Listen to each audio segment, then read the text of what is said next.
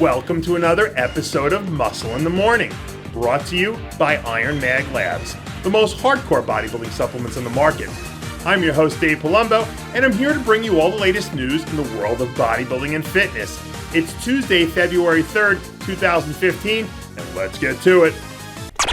Sir Edmund Hillary once famously stated, "People do not decide to become extraordinary. They decide to accomplish extraordinary things." And in 5 weeks from today, Brandon Curry is hoping his extraordinary efforts lead him to extraordinary accomplishments in the sport. That is winning the Arnold Classic. The 2013 Arnold Brazil champ was seen in the gym putting in some work on his gargantuan guns as he approaches the final stages of his contest prep. Throughout his career, Curry's Achilles heel has always been consistency with his conditioning. But now, with the backing of supplement giant Cytec, if he shows up in Columbus, Ohio, looking spot on, he could very well make things very interesting in the top 5 call-out. Over the years, legions of bodybuilders have hit the gym looking to capture that ripped, cartoonish-looking muscle inspired by their favorite superhero. And there may not be an athlete with more cartoonish proportions than the X-Man, Tony Freeman. Over the weekend, Freeman released a new progress photo showing off his trademark X-frame, just a few weeks removed from making his triumphant return to a bodybuilding stage at the Arnold Classic. At 48 years old, both the odds and father time appear to be stacked against the X-Man. But as we all know, superheroes don't run from adversity, they run to it. There's an exclusive club in the world of men's bodybuilding that includes 4 names: Schwarzenegger, Haney, Yates, and Coleman, as the only athletes ever to capture 5 or more titles on an Olympia stage.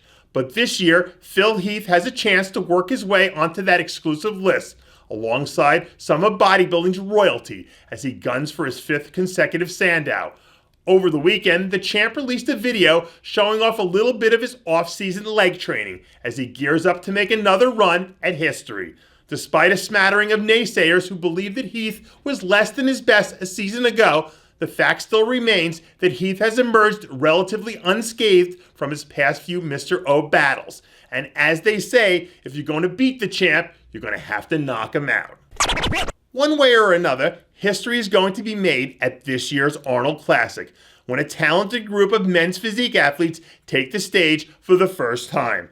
And from the look of things, Anton Antipov is looking to push all of his chips to the middle of the table as he guns for his own little slice of history. Antipov released some new photos this week, and with 5 weeks left till he steps on stage, he looks to have already matched the look we saw from him just a few short months ago at the Men's Physique Olympia, where he brought home a 4th place finish. If he continues to tighten things up, he'll certainly have as good a chance as any to be the first Men's Physique Pro to win this historic title. They say that in order to look like a beauty, you need to train like a beast. And apparently new IFBB Bikini Pro Annette De La Rosa heard the message loud and clear. Over the weekend, De La Rosa released a video showing off a little off-season glute training as she goes beast mode in the gym at the world-famous Montanari Brothers Powerhouse Gym in New Haven, Connecticut. In the video, we see De La Rosa take us step by step through an intense workout, while also giving her fans a bit of insight about what she's done to round her legs into championship form. De La Rosa is planning to make her pro debut later in the year, but she's going to have her work cut out for her in a bikini division that appears to be churning out new superstars at every turn. As we head into what's shaping up to be an Arnold Classic full of epic battles, there may not be a more anticipated matchup than that of the first 2 Miss Physique Olympias, Dana Linn Bailey and Juliana Malachary. After relinquishing her title at the Olympia back in October, Bailey is headed into Columbus looking to earn back the reputation for being the baddest woman in the physique division. Over the weekend, DLB was seen in the gym hammering out a few supersets on her arms as she prepares to bring her guns a-blazing to the stage just 5 weeks from today. It'll be interesting to see if Bailey's added enough muscle in just the right places to compete with Malachary, or if the Brazilian beauty will continue her reign as the top athlete in the women's physique division. And finally, yesterday's story about Canadian bodybuilding pro turned men's physique competitor Chris Johnson was about as tongue-in-cheek as you can get.